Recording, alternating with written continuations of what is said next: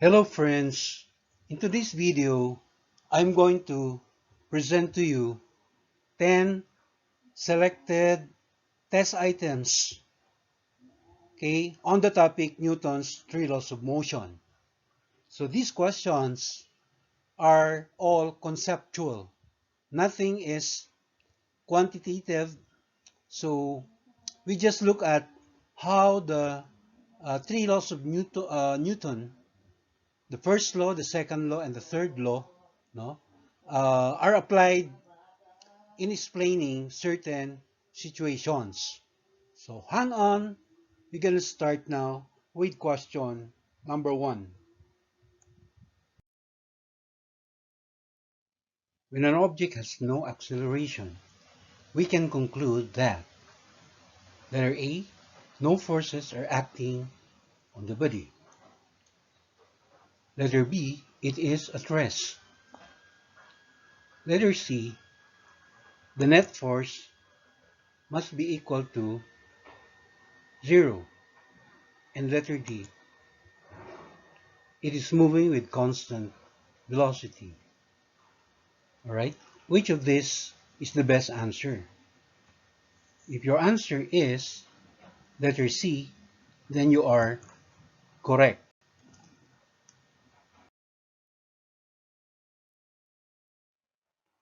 To explain why the answer in question number 1 is letter C, okay, we have here a diagram that explains these 4 concepts governed by the first law of motion. Alright? So in the problem, we were told that the body has 0 acceleration. And our answer was that the reason why a body is or has no acceleration is that the net force acting on it must be equal to 0. Alright?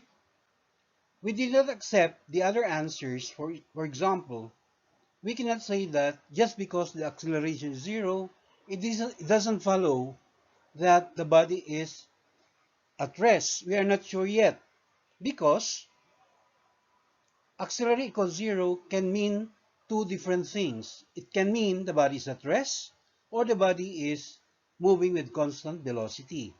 Alright?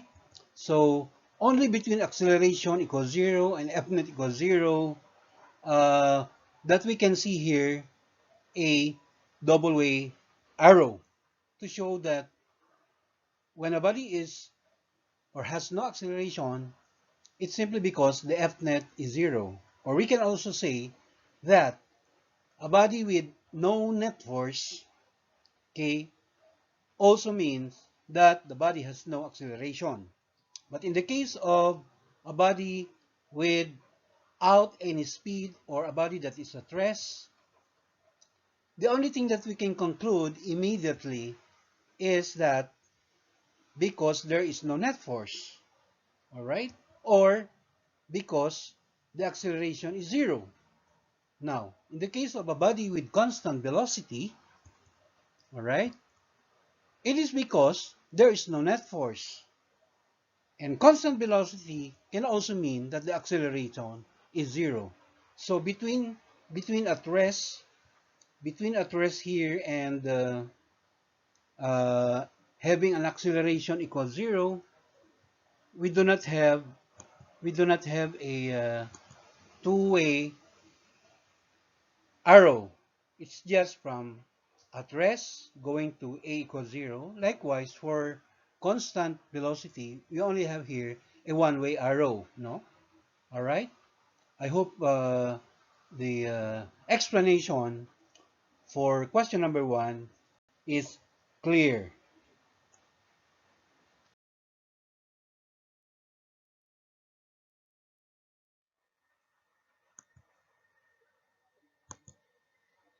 Question number 2. If the mass of a sliding block is tripled while constant net force is applied, then its acceleration, letter A, increases 3 times. Letter B decreases by 1/3. That means 1/3 of the original. Or letter C remains unchanged, or letter D decreases by 1 over 16. So this question actually is an application of Newton's law of acceleration. And if you recall, the mass of a body is inversely proportional to the acceleration when the net force is held constant. So it says there that if the mass of the sliding block is tripled, what will happen to the acceleration? The fact that they are inversely proportional. So if your answer is letter B, then you are correct.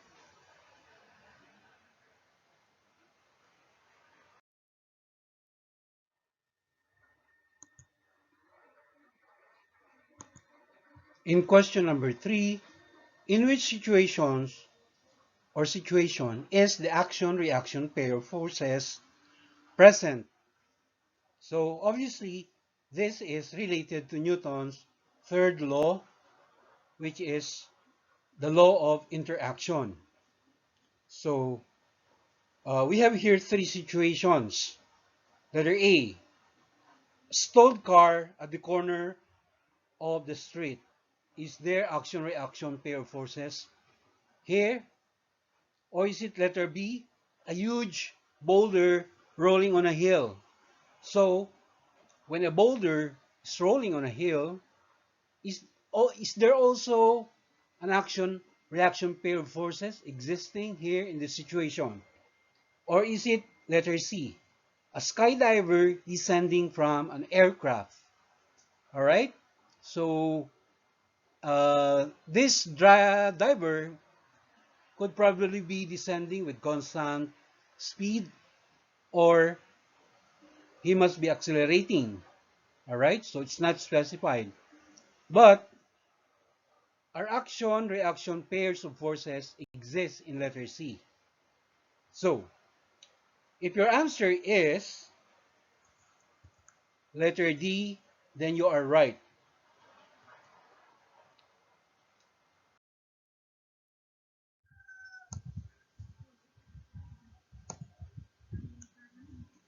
All of the situations given would show that action-reaction pair of forces do exist. For instance, in this figure of a stalled car, we have the following pair of forces. The force exerted by the car on the road is equal and opposite to the force of the road on the car. So these constitute action-reaction. Likewise, for a boulder rolling down a hill, okay, we can also identify an action-reaction pair of forces, such as the force exerted by the heel or surface of the heel on the boulder, which in this case is perpendicular to the surface. Normally, we call this the normal force. Okay, and the reaction to this force, of course, is the force exerted by the boulder on the heel. So these two forces are equal and opposite. They act on two different bodies. All right. And the last situation is in the case of a skydiver. All right. Supposing the skydiver is moving with a constant velocity, we call it terminal velocity. All right.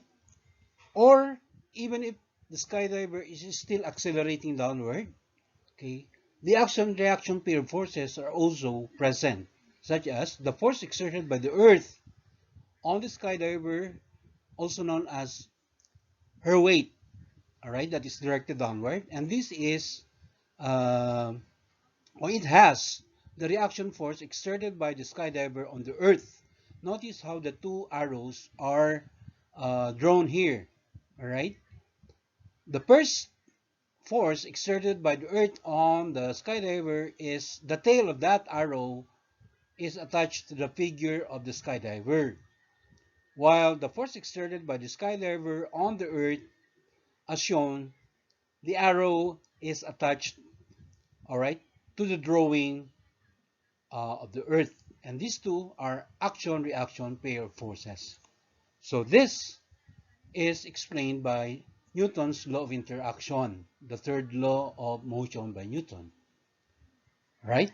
And incidentally, the law of interaction does not explain, okay, why a body stays at rest, why it is moving with constant velocity, or why a body is accelerating, all right? The third law is not the law that explains those situations.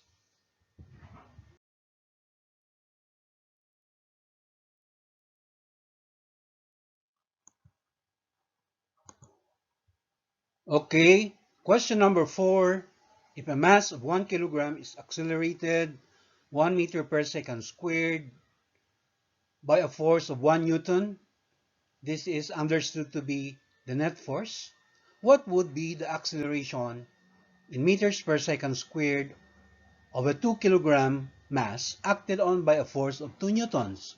Is it letter A, increases 3 times, B, decreases by 1/3, letter C, remains unchanged, or letter D, decreases by 1/16? So we are looking here for a possible change in acceleration. So in case 1, we are given that the mass is 1 kilogram, and this is acted upon by a net force of 1 Newton. What would be the corresponding acceleration? All right, so here is a quick computation. There you are. We just divide the net force by the mass. 1 Newton divided by 1 kilogram, and the resulting acceleration is 1 meter per second squared. Now, what if, says there, what would be the acceleration of twice the mass? That means of a mass 2 kilogram, which is acted upon by twice the force, 2 newtons. What would be uh, the acceleration? Will it be different? Okay, so again, we do a quick computation, and we get here, for the F net 2 newtons divided by the mass 2 kilograms, and the acceleration is 1 meter per second squared. So there is no difference in the acceleration for the two cases. That is why our answer is letter C.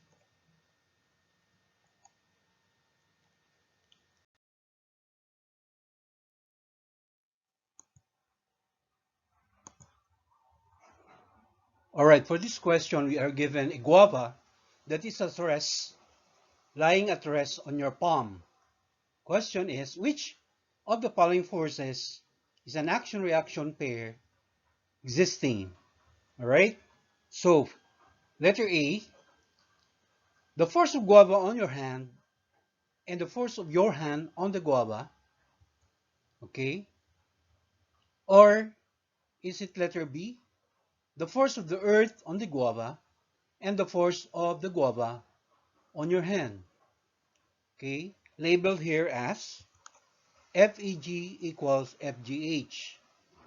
For letter C, we have the force of your hand on the guava and the force of the earth on the guava, labeled FHG, being equal to FEG. And the last choice, letter D, the force of the earth on your hand and the force of your hand on the guava, labeled as FEH, being equal to FHG. All right, so what do you think is our correct answer? Notice that the two forces mentioned in each option are labeled here, and this is what you are supposed to look at carefully, examine them carefully, the way we label each action and reaction forces. So look, we said earlier in one of the questions we tackled earlier, to find out if the two forces given are action-reaction, all you have to do is examine the subscript.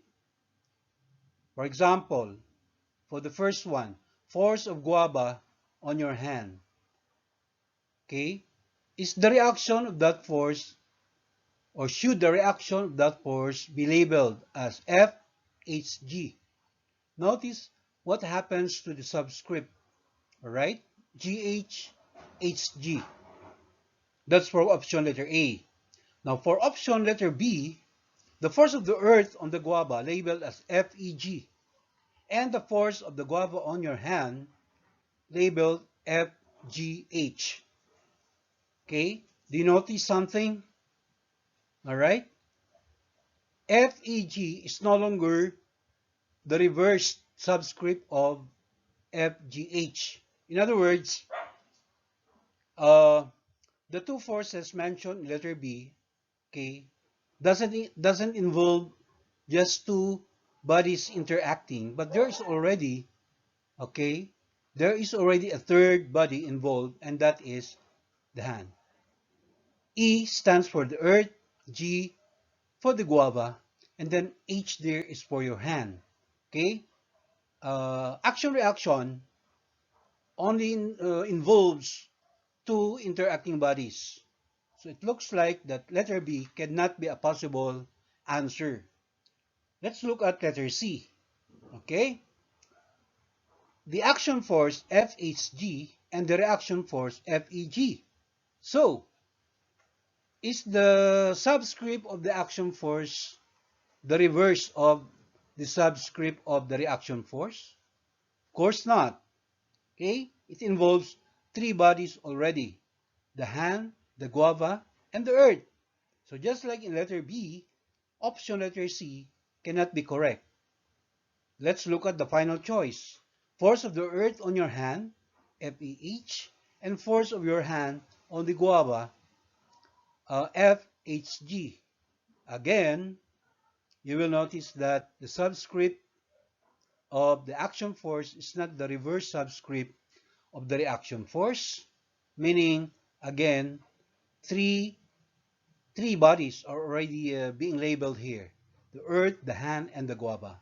In short, our best answer for this question must be letter A.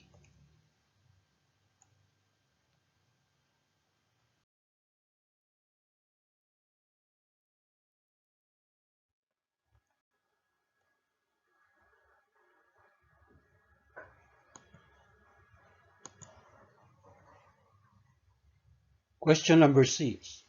Compared to the force that the sun exerts on the earth, the force exerted by the earth on the sun is: letter A, greater; letter B, less; letter C, equal; or letter D, negligible.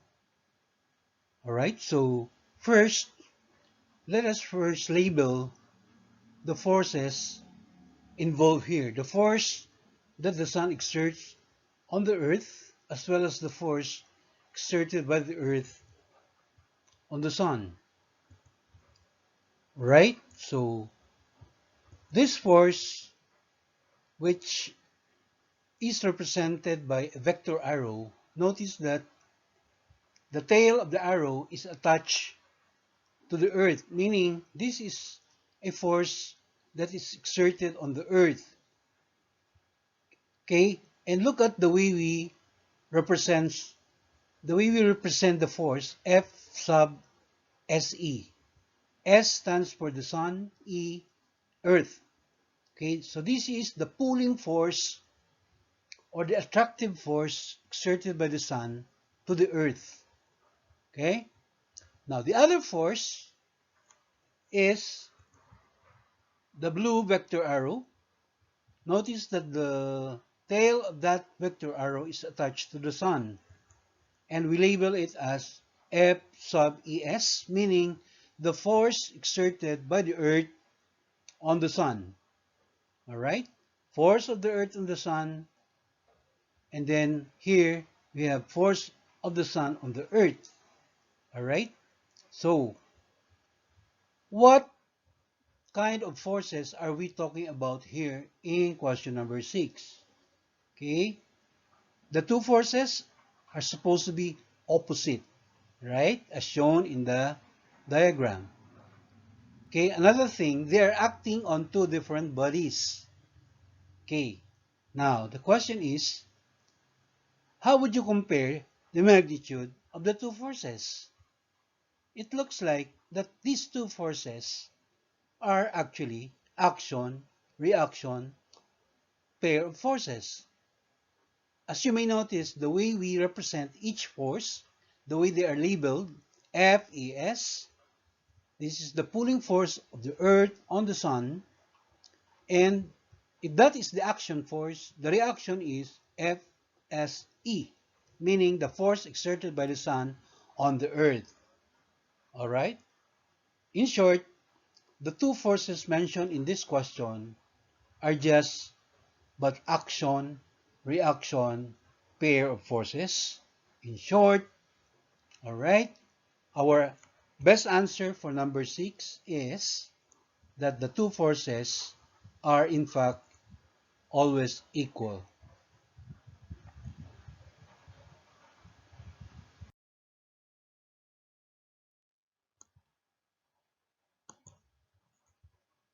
We are now in question number 7. A ball sits at rest on a horizontal tabletop. Which of the following statements explains why the ball stays at rest?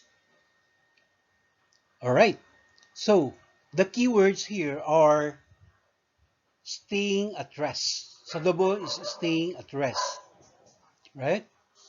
And if we are to identify the forces acting on the ball, alright, then we will have the downward force that the force of gravity exerts on the ball. That is represented here by the force F sub GB.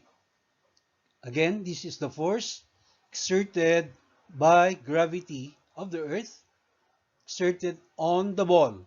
Sometimes we also call this the weight of the ball. Now, what's the other force exerted on the ball? We have an upward force that is exerted by T. T is the table, all right? Force exerted by the table on the ball. Sometimes we also call this the normal force. As you may have remember, when you say normal force, that is the force exerted by any surface on a body that is attached to the surface. The vertical force exerted by a surface on an object lying on such surface. But in here, we label it as FTB. Now, notice that the two forces, the way they are labeled, okay, let's have, let's look at the downward force, FGB, force of gravity on the ball. Then the reaction force, the other force, the upward force, FTB. All right? Could these two forces be considered action-reaction? The answer is no. They are not action-reaction. Okay? So when we examine the subscript, notice that this one is the force exerted by the table on the ball. And the other one is the downward force exerted by the Earth's gravity on the ball. Notice that the second letter in the subscript is the same. Okay, subscript B, subscript B. So we're talking about the two forces being acted upon the same body, which is the ball. So they cannot be considered as action, reaction. Alright? Now,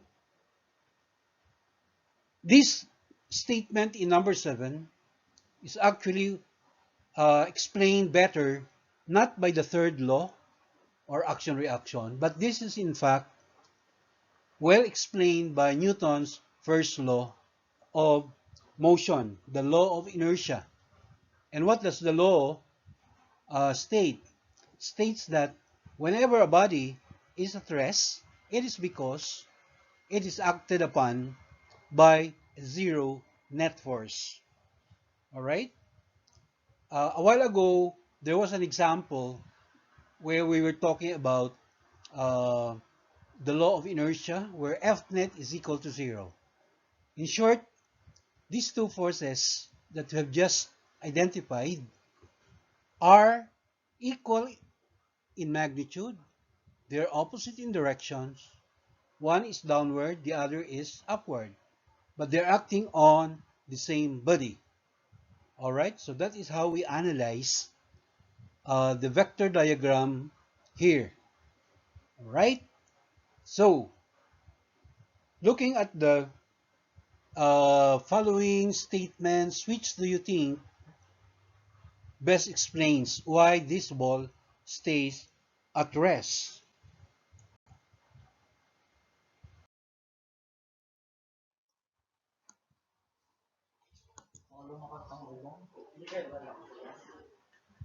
Why the ball stays at rest while on top of the table? Here are the four explanations given. First, is it because the force of gravity on the ball is balanced by the normal force? In short, is FGB equal to FTB? Okay?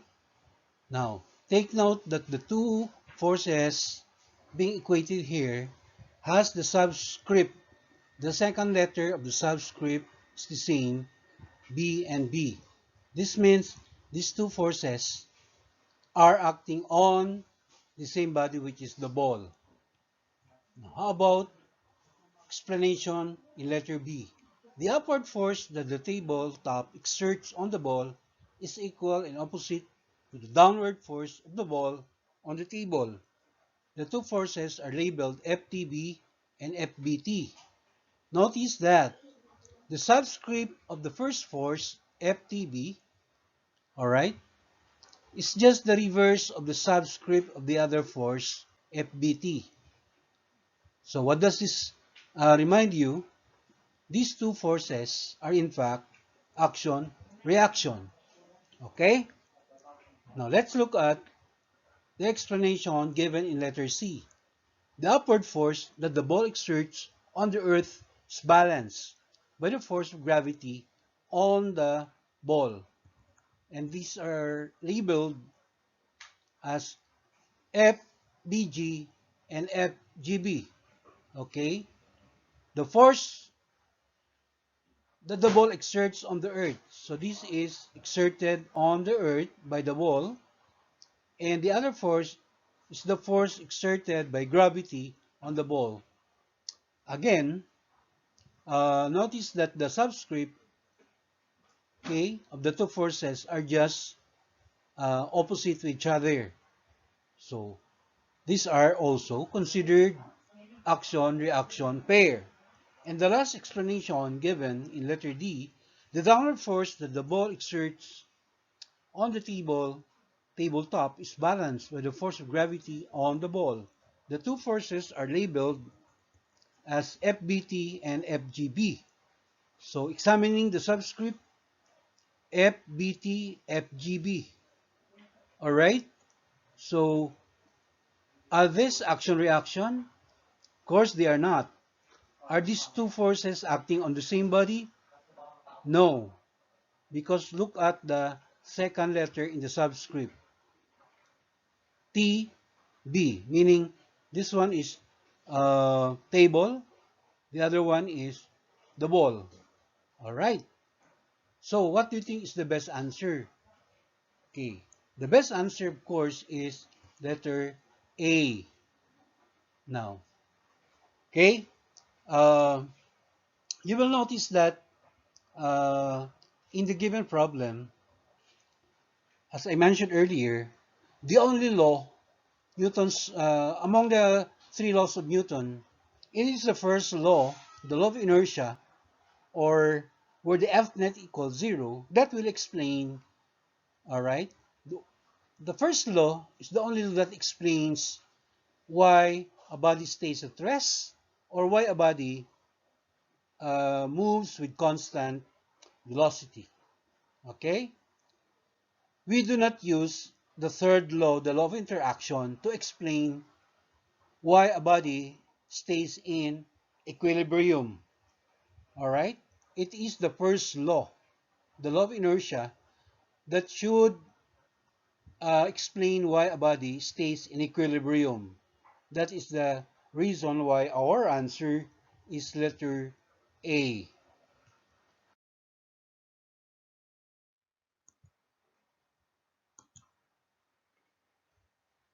Okay, we now have question number 8. You push a stalled car with a horizontal force F of 275 newtons. The car does not move. What frictional force, small letter f, is acting on the car while you are pushing it? Alright? So, as shown in the drawing, we have there a man trying to move the car, probably has been stalled. Okay? So, the arrow is the force that the man exerts on the car, labeled here as capital F. Then we also have the force that is exerted by friction. This force of friction is exerted on the car, specifically on the wheels of the tire of the car. Now, uh, the question is asking us to determine the amount of force of friction when the applied force, okay, capital F, is given at 275 newtons. So, the other condition specified here is that the car does not move.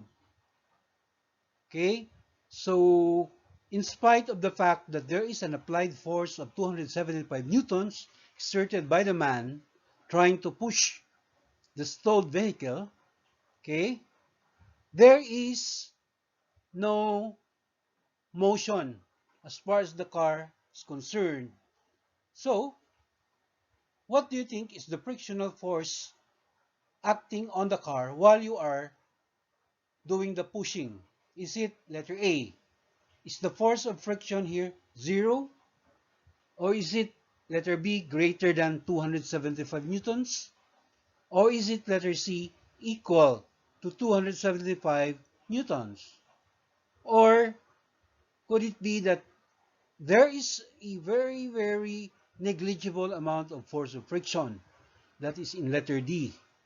Alright, so what is the best answer?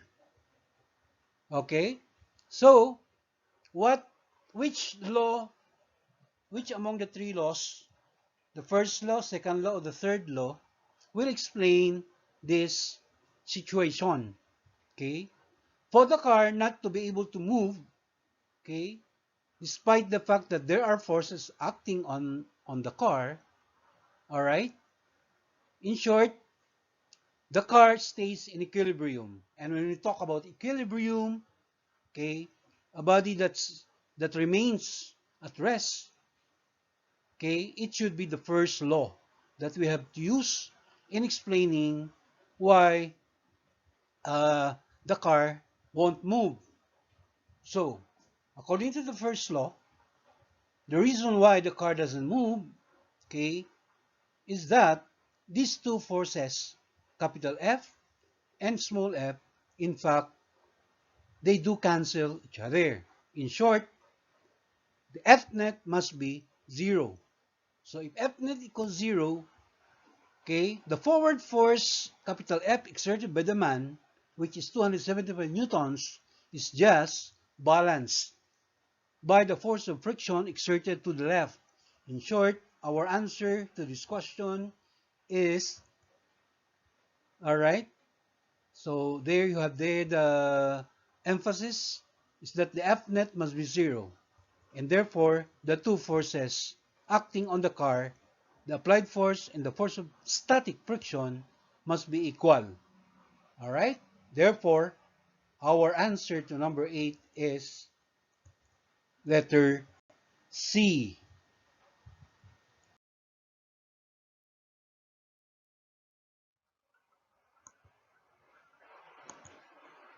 Question number 9.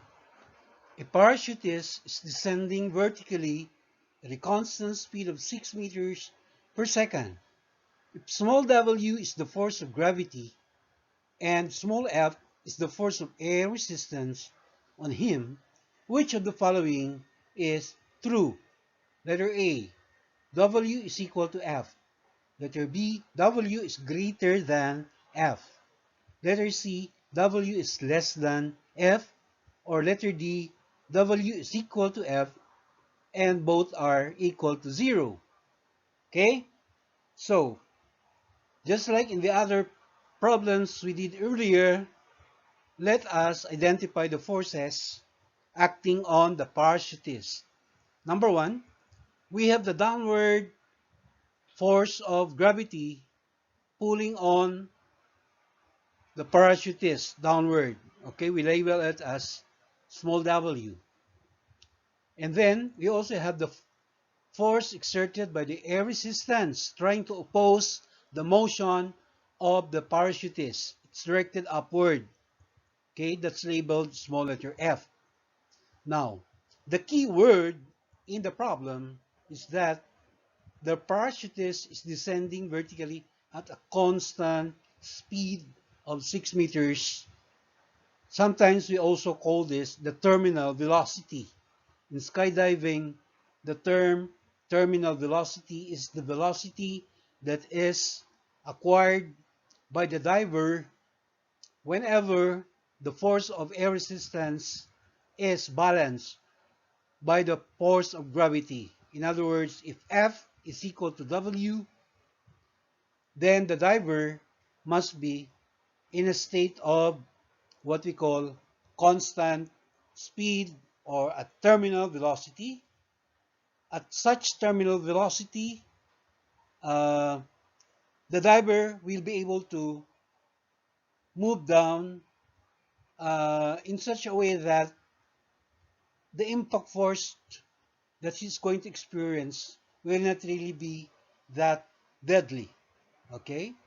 So, this is, again, an application of Newton's first law of equilibrium. Okay? Constant speed means that the F net acting on the diver or the parachutist must be equal to 0. Okay? But why does the diver not stay at rest? Why is it that the diver will continue to move until he reaches the ground with constant speed? Alright? The reason is that after jumping from, let's say, an airplane, he must be speeding up. Okay, the force of gravity, which is equal to his weight, is not yet equalized by the air resistance. No? But as he gains speed, the air resistance also increases by as much as the square of the speed of the skydiver. That is how the air resistance is increased, okay, depending on the speed of the man or the parachutist. So, in other words, it will take a while before the diver will be able to reach what we call a safe terminal speed. So, in this problem, since the F net is 0, the two forces acting on the parachutist must be equal in magnitude but opposite in direction. In short, our answer to question number 9 must be letter A.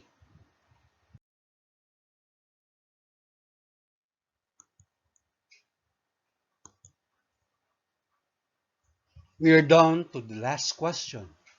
Question number 10.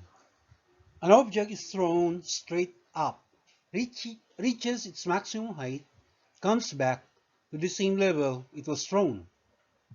Now, the question is, which of the following information on the net force acting on the object is true? Okay, we will assume that the friction is negligible. So, we represent the object as a particle. Okay?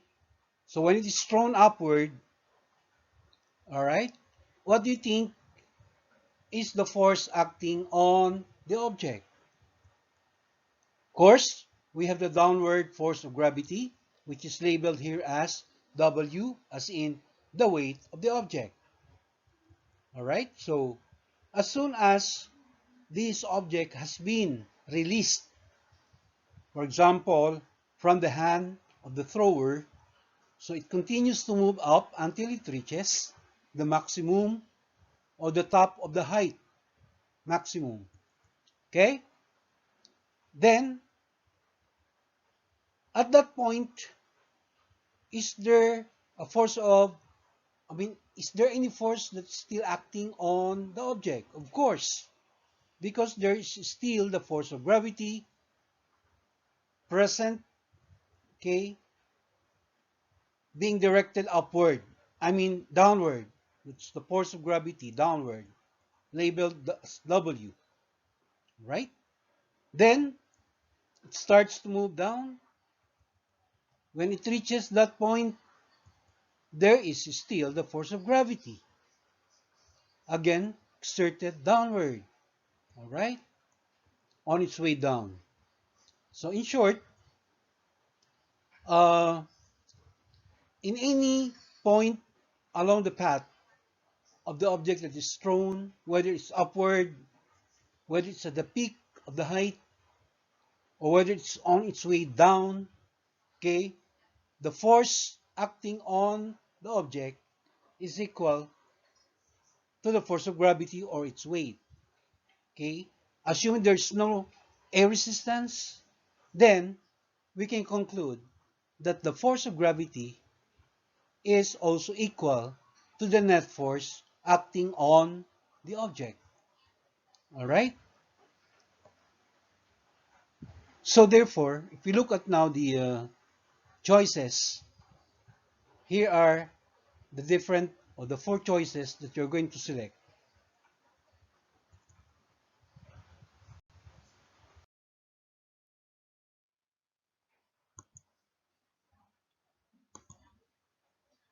All right. For letter A, here are the condition. On its way up, it says there that the F net is directed downward. At the maximum point, the F net is 0. And on its way down, the F net is directed upward. That's for letter A. For letter B, on the way down, on the way up, the F net is directed downward. Okay, at the top of the maximum height, the F net is downward. And on the way down, the F net is downward. For letter C, on the way up, the net force is directed upward, and the net force at the top of the maximum height is 0. On its way down, the F net is downward. Or should it be letter D? On the way up, the net force is upward. At the maximum height, the F net is downward. And on its way down, the F net must be downward. So since we already said earlier that the only force that constitute the net force acting on the body is the force of gravity. All right? So in short, this force of gravity or the F net at any point in the flight of the object moving up then down, force of gravity is always downward. Short, our answer to this last question is letter B. So that ends our discussion about Newton's three laws of motion.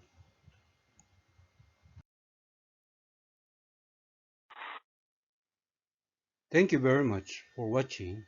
Please follow me in my FB page, and please don't forget to subscribe to my YouTube channel.